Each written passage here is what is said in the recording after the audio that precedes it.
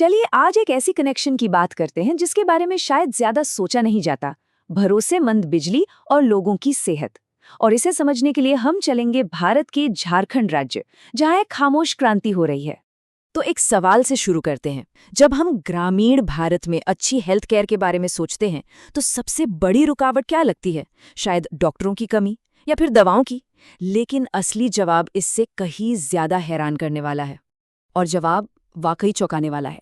एक सर्वे में ये बात सामने आई कि झारखंड के करीब करीब आधे हेल्थ सेंटर्स में तो बिजली का कनेक्शन तक नहीं है। सोचिए, ये सिर्फ एक छोटी मोटी दिक्कत नहीं है, ये सीधे सीधे जिंदगी और मौत का सवाल बन जाता है। तो चलिए थोड़ा और गहराई में चलते हैं और समझते हैं कि झारखंड के हेल्थ सिस्टम की जमीनी हकीकत आखिर है क्या। झारखंड की हेल्थ प्रोफाइल पर नजर डालें तो तस्वीर काफी चिंताजनक दिखती है। नीति आयोग के सस्टेनेबल डेवलपमेंट गोल इंडेक्स में ये राज्य नीचे से दूसरे नंबर पर है। यहाँ शिशु और माओं की मृत्यु दर काफी ज्यादा है। और ये आंकड़ा देखिए, लगभग आधी आबादी कुपोषण से जूझ रही है। मतलब चुनौतियां सच में बहुत बड़ी हैं। अब जरा सोचिए कि बिजली न होने का असर असल में होता कैसा है। कल्पना कीजिए, एक गांव का क्लिनिक है जो सूरज ढलते ही बंद हो जाता है। क्यों? क्योंकि अंधेरा है। दिन में भी मान लीजिए कोई जरूरी ऑपरेशन चल रहा है या किसी बच्चे को वैक्सीन लगनी है, और अचानक बिजली गुल, सारी मशीनें बंद। ये वहां की रोज की सच्चाई है। तो इस पूरी कहानी का जो असली विलन है वो है यहाँ का फेल होता एनर्जी इंफ्रास्ट्रक्चर। एक ऐसा सिस्टम जो पहले से ही जूझ रही हेल्थ सर्विस की कमर तोड़ रहा है। और बात सिर्फ बिजली न होने की नहीं है। जिन सेंटर्स में बिजली है भी, वहां का हाल देखिए। उनमें से लगभग 90% सेंटर्स में हर दिन 8 घंटे से भी ज्यादा पावर कट होता है। मतलब बिजली होकर भी न होने जैसी ही है। और दिक्कत सिर्फ पावर कट की नहीं है। जब बिजली आती भी है तो उसका कोई भरोसा नहीं, वोल्टेज ऊपर नीचे होता रहता है। करीब आधे सेंटर्स ने यही बताया कि इस खतरनाक फ्लक्चुएशन की वजह से उनकी महंगी और ज़रूरी मेडिकल मशीनें खराब होने का खतरा बना रहता है। और सबसे बड़ी बात, जब ग्रिड से बिजली चली जाती है तो कोई दूसरा ऑप्शन भी नहीं है। 3/4 सेंटर्स के पास न तो कोई जनरेटर है, न कोई और बैकअप सिस्टम। मतलब बत्ती गुल तो सब कुछ ठप। लेकिन कहते हैं ना, हर अंधेरी रात की सुबह होती है। तो इस कहानी का हीरो है DRE, यानी डिसेंट्रलाइज्ड रिन्यूएबल एनर्जी। आसान भाषा में कहें तो ये लोकल लेवल पर बनने वाली क्लीन एनर्जी है।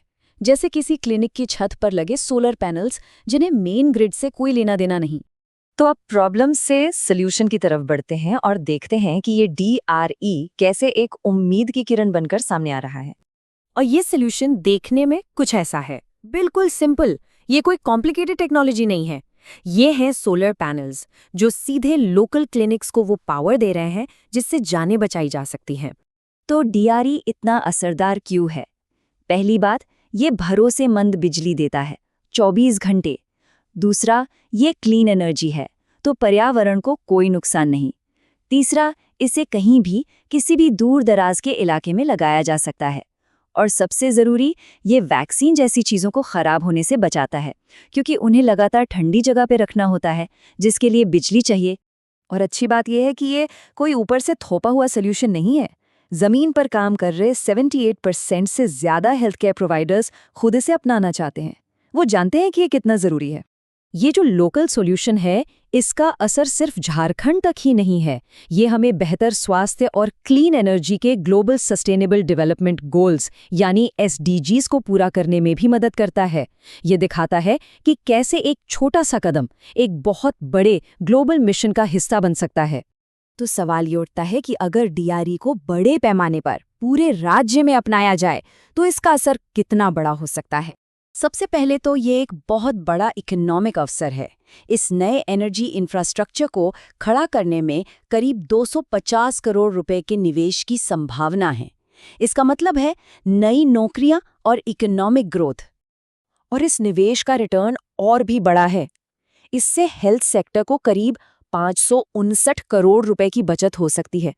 अब जरा सोचिए, इस पैसे से कितने और डॉक्टर रखे जा सकते हैं, कितने बेहतर उपकरण खरीदे जा सकते हैं और कितनी जीवन बचाने वाली दवाइयां लाई जा सकती हैं।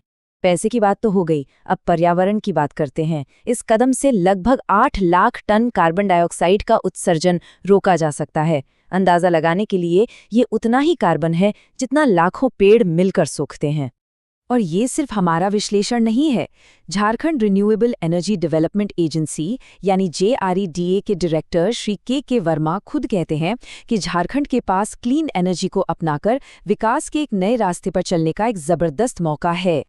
तो आखिर में एक सवाल, झारखंड ये दिखा रहा है कि हेल्थ और क्लीन एनर्जी को जोड़ना मुमकिन है। अगर एक राज्य इतनी सारी चुनौतियों के बावजूद ये कर सकता है, तो ये दूसरों के लिए एक मिसाल बन सकता है। तो सवाल ये है, अगला कौन होगा?